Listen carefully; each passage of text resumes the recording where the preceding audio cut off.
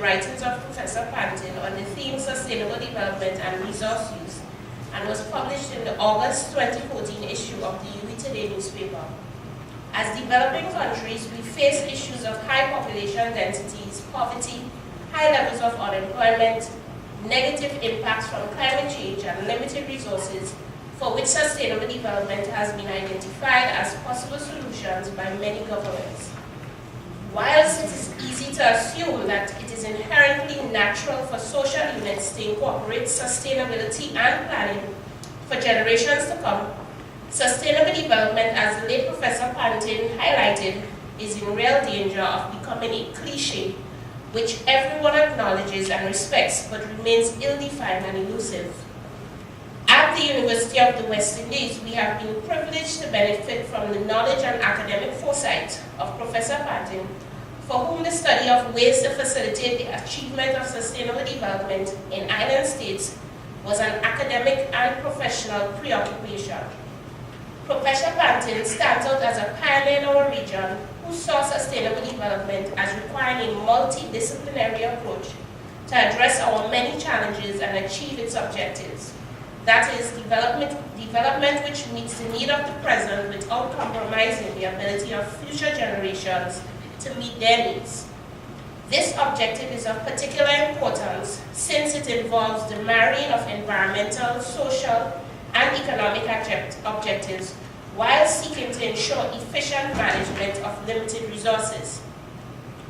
Given considerations of our social space and environment, achieving sustainability involves finding solutions for our development issues which balance all three of these objectives. Since meeting development objectives requires use of resources, the primary focus of sustainable development is therefore responsible resource use. That is, each generation must identify and pursue development objectives, keeping in mind not only their current needs and constraints, but that of future generations. However, whilst it may be natural for all objectives to be considered when planning, it is often the case where one or more of these objectives are ignored. Pantin's work provided a dialogue for sustainable development from the perspective of small island developing states.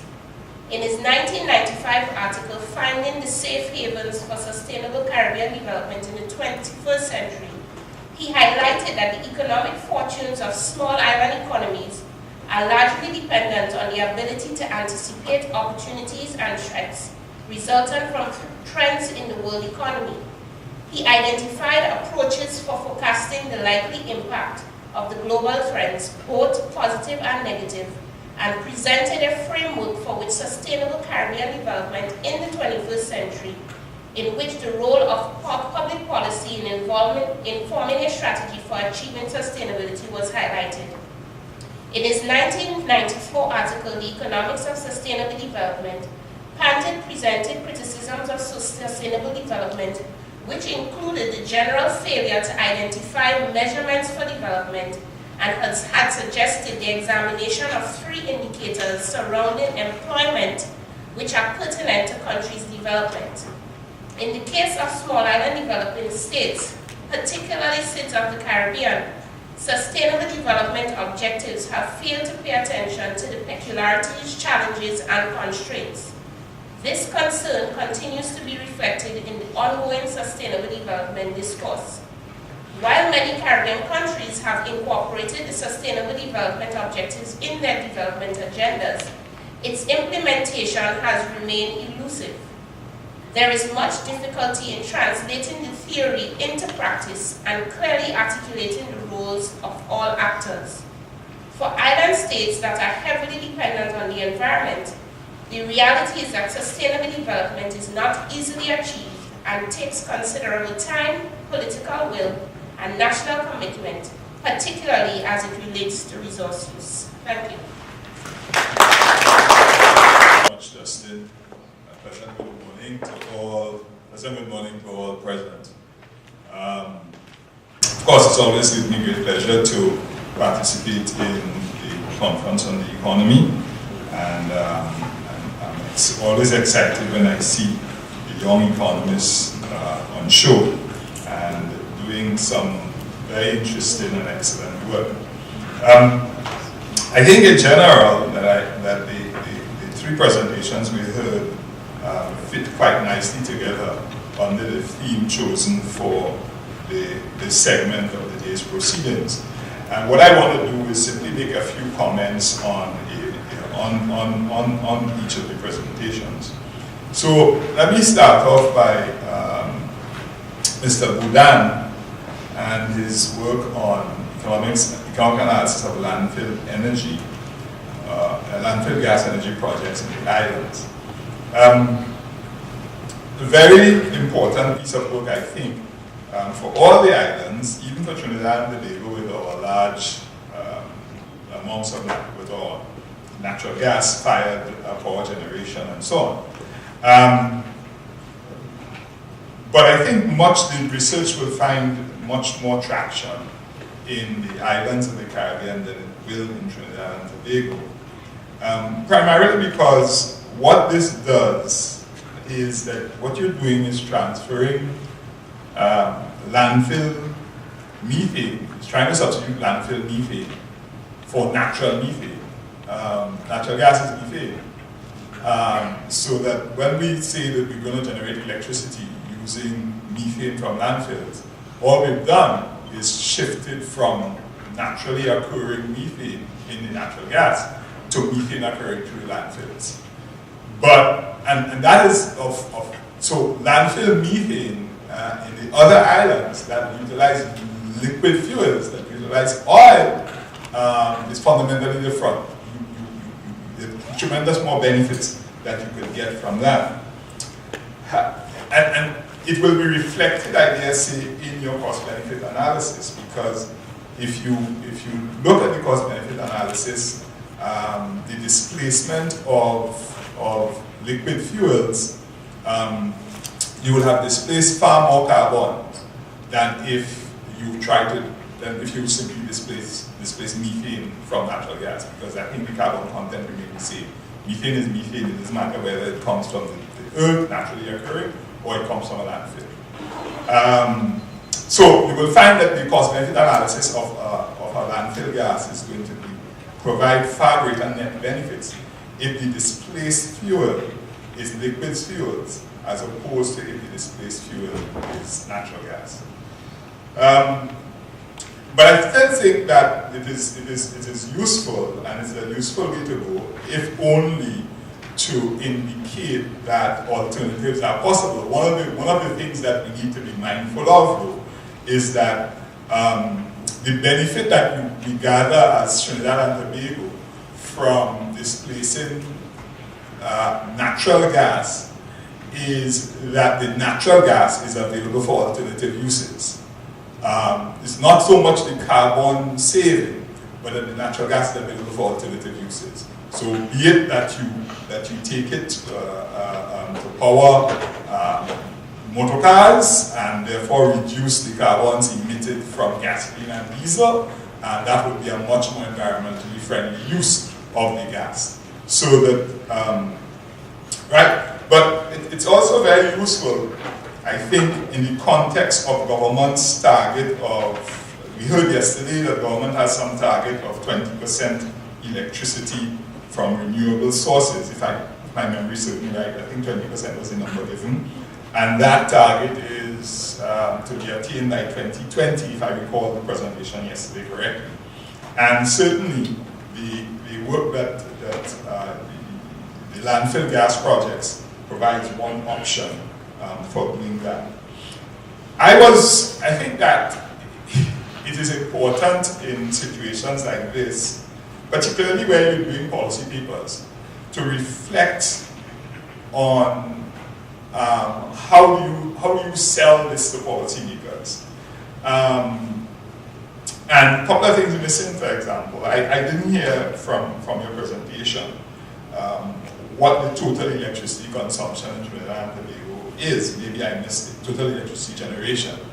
And what share of that is possible to be captured via the landfill gas projects. And that would be a useful contextual piece of information. So, in general, I think that you would find that the landfill projects are much more useful in replacing liquid fuels than it is in replacing natural gas.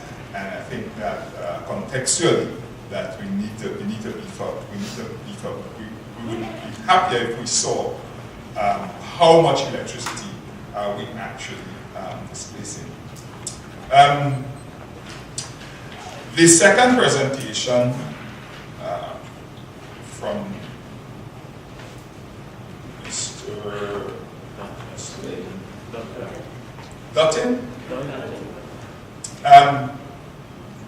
I think it's an excellent survey of the progress made in Trinidad and Tobago utilizing sustainable development indicators. I think it's very unfortunate, young man, that you did not get to the full presentation due to time or due to management of time in the presentation. And I hope that you would take notes going forward. That for the most part, you really need to ask yourself, what is the most important thing I want this audience to hear? And focus on the most important things you want the audience to hear. Because I think members of the audience may feel cheated in not hearing the full extent of your presentation, which I think went into some very interesting areas. Again, I raised the point yesterday that we cannot talk about the business of alternative energy, and this point holds for the first paper as well, nor the business of sustainability in Trinidad and Tobago, and ignore the whole question of subsidies. We just can't do it. So however you twist your models, understand that the business of the fuel subsidy, and the business of the subsidy of power, and all fuels must feature in it. Also, I think that what we need to be always mindful about drawing conclusions from certain correlations that we see. And so a chart you put up showed some correlation between the growth in our CO2 emissions and transportation. And what is really happening there is that as the country expands its energy sector, which is where the CO2 emissions really coming from, it generates economic growth and higher incomes, which cause people to be able to afford more cars and put more cars on the road. But you could eliminate the cars on the road, and you're not going to see any change in Trinidad and Tobago's standing with respect to its ranking on the carbon emissions index and these things. So be mindful about the kind of conclusions that we want to draw from that. Not because you see a correlation in the data means that actually is the cause. It's really the expansion of energy and the expansion of the gas industry that has brought on that particular thing. So I am very interested in seeing what the sustainability index, when you finally get to measure it, what it shows. Remember, again, that you have to include or try to include somehow the business of the subsidy. The final paper took me into a space that I've never been. You talked a lot about spaces in there, but it took me into that space. I'm not familiar with the tools used, but I think that they are very exciting dimension of the use of new information technology in actually doing some of these kinds of research, and particularly tying it to what really is socio-economic research. Let me say that I'm very familiar with Lugbury. My primary school years are in fact the years in which Lugbury was experiencing boom, and every time I drive through there now, my heart pains, really honestly pains. So that the information that you captured, those in the audience who are doubting it, I can tell you that it was a very accurate representation of what has gone on and what has transpired in Lugbury. I particularly like the tool because I think it brings analysis down to a pretty much micro level. You said, and as you said, it's people oriented. You also said that in your recommendations that the tool is useful for the government planning purposes, and you didn't mention it, but I think also that we're doing this thing called local area economic profiles right now in a number of constituencies, and I think this is absolutely very, very, very useful for that as well. One general point that fell out of this for me, though, is that I think as well that there's a close link between the whole business of community decline and sustainability. I'm not so sure, and the sustainability index that you're trying to develop, and I'm not so sure how you would capture it, but surely this tool and the work that they have done presents a way of capturing and representing the data that I think is going to be very, very useful to the whole measurement of sustainability on the national level. You just have to juxtapose La Brea and Point Fortin, and also see several things inside there. One is that even if Point Fortin is right there, I mean literally, 8-10 minutes away driving, the place is very different.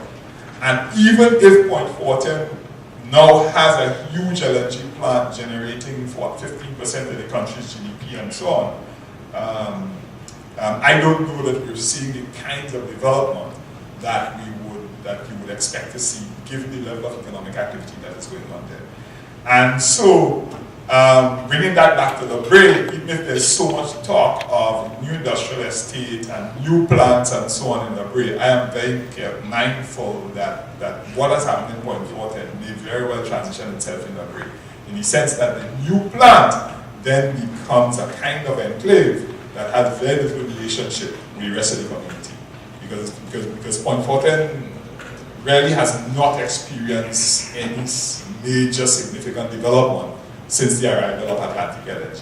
Yes, they have a brand new beach facility, yes, KFC and Subway and there down there, but I don't know that that is what we really want to see. Okay? So yes, so there's that linkage that you could want to find there. All right, that's about it for me, and thank you very much.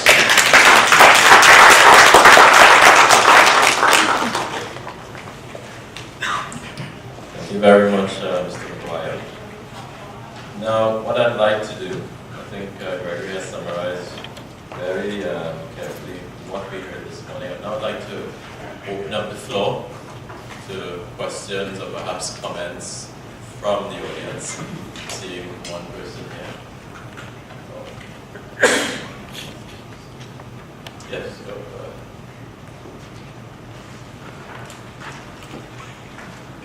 Okay, good morning. Good morning, everyone. Michael. Morning, everyone. Are you hearing me now? Yeah.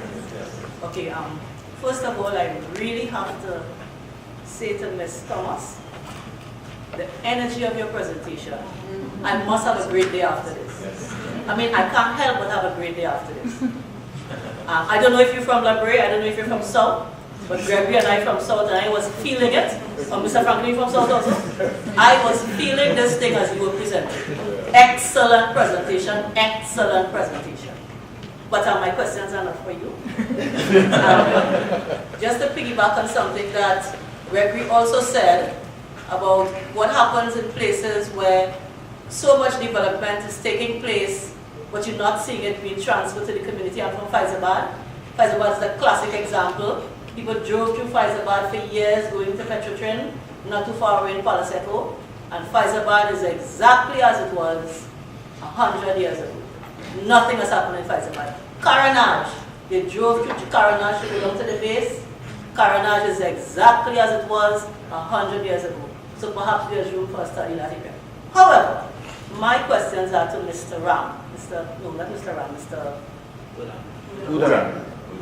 Budan, I'm sorry, you're Mr. Ram. I'm sorry. That's it. So, Mr. Budan,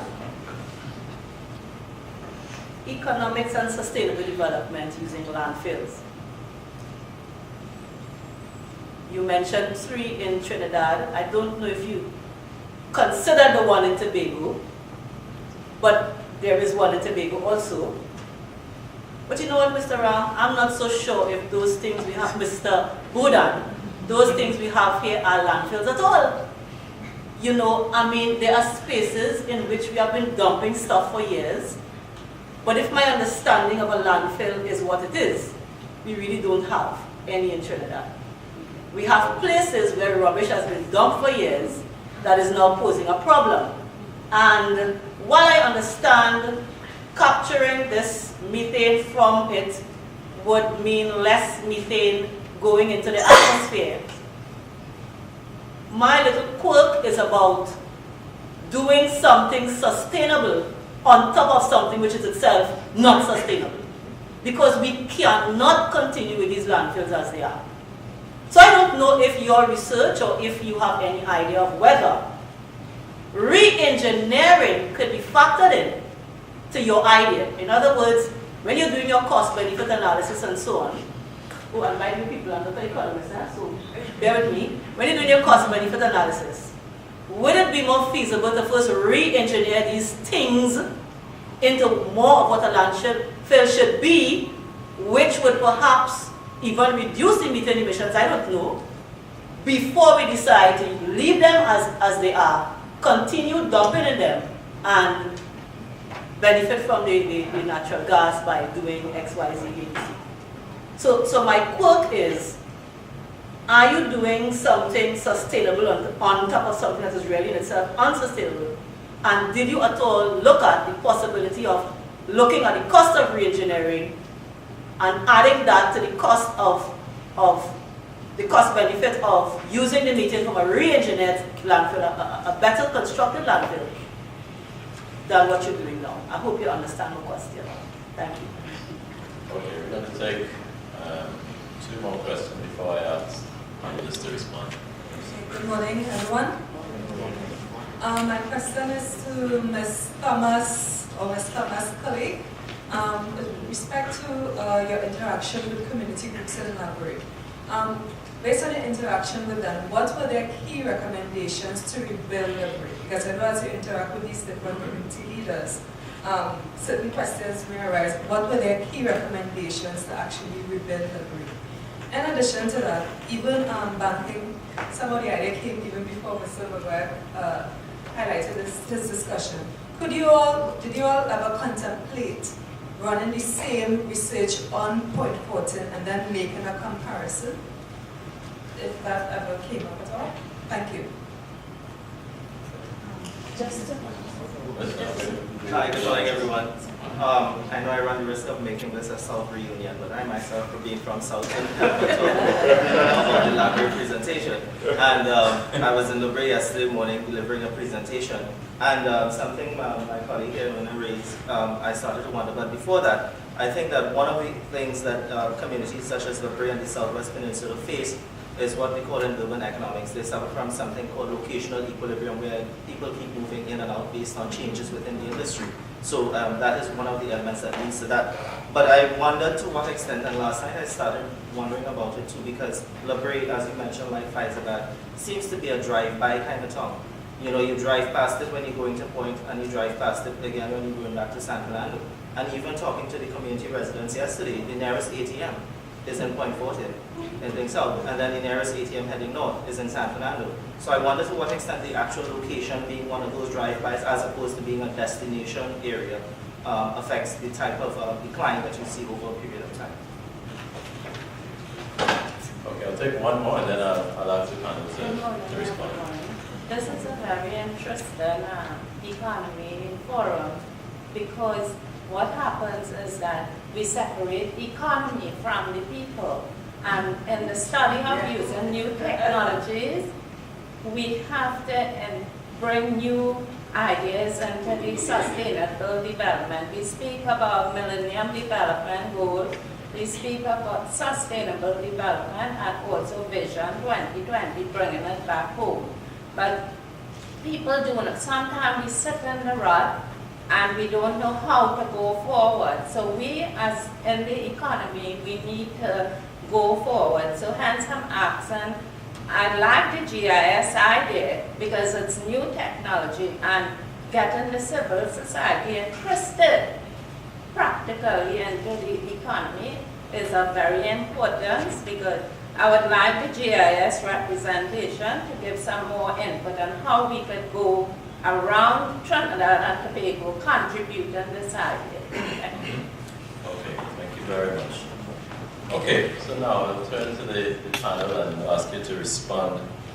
First of all, to there's a question. The first question was on landfills. There was a question around, have you factored re-engineering the landfill into something that is sustainable? I thought that was a very, very, very good question, because you don't want to be building sustainability on top of an unsustainable foundation, as it were. So, I wondered if you could just respond to that. Hello. Yes, the research and its costs includes the setting up of landfill collection systems, and these systems would mean that landfill cells would need to be developed, which means you would have, at certain areas, you would have landfill cells, and these cells would be engineered to hold waste for a certain amount of period of time. So there would be no leakage of leachate or emissions or what sort. All emissions would be collected and transferred to the electricity generating system. So yes, there is some, but what came out before when I presented this is that there is need for waste sorting at the landfill before the landfill cells can actually be developed. So waste sorting would be a cost that would more or less need to be included in the research. And what about the landfill site in Tobago? The landfill, it was not included because basically it's too small, and data as well for the landfill site is kind of difficult to get for the site itself. So this is why I included the 3 landfills in Trinidad. Okay, moving on to the response. So this one's been, so for Jason and Amanda, your survey of the individuals in Labrie, the community leaders, were there any recommendation as to how they would like to see Labrie developed? I'll try to answer that question. As regards just the very way that they defined sustainable development was different from the mainstream, where they looked at it as the ability to use already existing inputs within the community to drive development of the community. So when you talk about being a natural resource dependent community, all of the inputs came from outside. The only thing that existed was the resource, and everything was brought inside. To mention, remember the GIS brought out a temporal dimension. I'll give you an example. When Van Leer was closed down, Van Leer existed as a company that manufactured the steel drums to export the oil and the asphalt. When Van Leer was closed down in 1993, it was deleterious towards the community. Employment and all of that, and Van Leer used to fund cultural and social activities. There's a guy, when we did the research, it took us a lot of places. Van Leer was the #1 supplier of steel drums to the steel pan industry.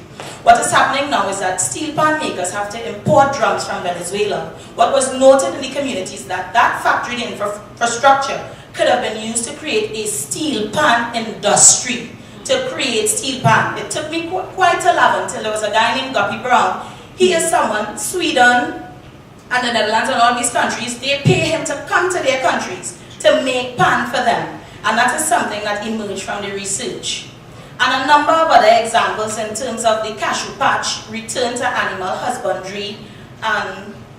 In the example, I'll give you another example. Heritage tourism is something that is couched as a part of sustainable development. The fish depot that existed there before, there was a celebration called St. Peter's Day that used to bring throngs of persons in Labrie. When the fish depot was closed down without any announcement, that led to the cessation of that specific festival that used to bring in income into Labrie. So that's why space of itself is not only objective, it has temporal dimension. As someone mentioned, governments must have a sense where history is taking its communities. Yes. So, yeah. I can't really remember the then there others. was Or another- to make it more accessible, that question I remembered. This is the Web 2.0 or 3.0 generation. Yes, Jason is our specialist. He's the specialist when it comes to GIS, to be quite honest. But another project, we had mentioned open source software or freeware, where to make it more accessible to community members. I think it's Quantum, Jason? Quantum GIS. So the same way you have Wikipedia and all of these freeware, you can make it available to community members in different communities in order to map the specific space. And then there was a related question as to whether you would consider doing a comparison, a comparative study of Point Fortin. That's something, because when we looked at the Southwest-led economic right, while we were doing our research, and interestingly said you all had a entrepreneurial boot camp. Yes, so we were thinking about in the future collaborating with you all as regards getting the data and using GIS in some of your projects. Thank you very much. Very responsive. And recommendations from the residents will not break. That was also a question. But that was one of the recommendations, that space has a temporal dimension, missed opportunities. So in terms of engaging community members and their definition of sustainable development, I'll give you another example. I must, because the thing is, this project will be possible with all the civil society leaders. I'll mention the Library Fisher Folk Association right now, where what is happening currently in Library is that because of the oil spill, that source of livelihood is being destroyed. You remember that big oil spill that occurred? They paid the community members, they got funding from businessmen, and they created their own map for a fish processing plant. And not only that, they wanted to create a sustainable development model in Carrot Shed Bay based on the oysters, the very successful oysters model that exists in Barbados. However, because of political reasons, I mentioned opportunity hoarding and a number of things, that those plans, yes, are being shut down. And if they want to establish a dockyard or shipping dockyard to cut down mangrove and all of that, that is what is occurring in Library. The same recursiveness, the structuration that we found in our research paper, pursuing this natural resource development, industrial park development model that is not sustainable and, as they had mentioned, does not really benefit the community. Yeah. I think, it's very interesting you mentioned the whole idea about the shutting down of that steel drum plant, and it really brings this idea that we need to have a holistic view in terms of our industrial policy, as it were. You know, we need to think about, well, what other means of revenue could this particular industry that we currently have generate in the future? I mean, it's similar to what occurred with the decline of our sugar industry, let's say. You can see now there are other countries who are still in sugar production, but they're not using cane for the production of sugar, but now for the production of ethane, let's say, which is a renewable source of fuel. So we need to start thinking differently before we actually say, well, this is an exit industry for us. Okay, so I really appreciated that response, Amanda. There was a question around how we include civil society in our planning within the development of our new Millennium Development Goals and Sustainable Development Goals, Vision 2020, for example. And so I probably ask you, Zoe, to try to respond to that. Thanks. How do we include civil society? Well, you'll hear me? Yeah. Within the other countries that I have, within their sustainable development strategies, they usually, I think it took between 6 to 2 years for some of their strategies to come up. It was in-depth analysis and discussion with business sectors, with civil society, with universities and other institutions in their countries to come up with a holistic framework for sustainable development. And this also leads me to a point Mr. Maguire was making in terms of the subsidies and the fact that we can't get rid of the subsidies just so. A holistic sustainable development framework will put a timeline for removing subsidies. it will also have elements for, say, a mass transportation system that runs on efficient, inefficient renewable fuel and not fossil fuel as it currently has, right? And that is why, for the design, how I structured my SEI is within a holistic, sustainable development strategy for the country. So it just won't just be index measuring sustainable development, but sustainable development within a strategy. I think that's it. Anyone in the panel also wants to say anything about that? All right.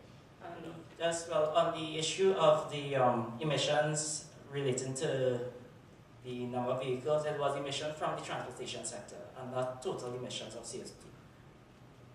I don't know if that helped clarify. Okay, thank you, Zoe. Okay, any other comments, questions from the floor? Yes.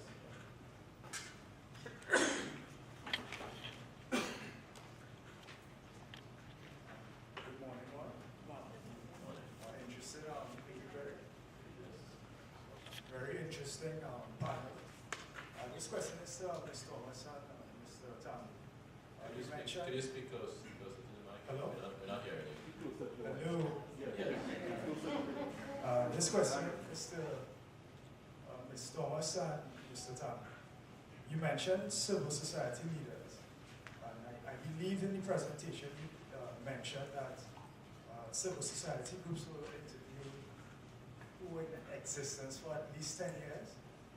What I wanted to know, what was the study's determination of the definition of who are community leaders? Just a concern of mine. Who are community leaders?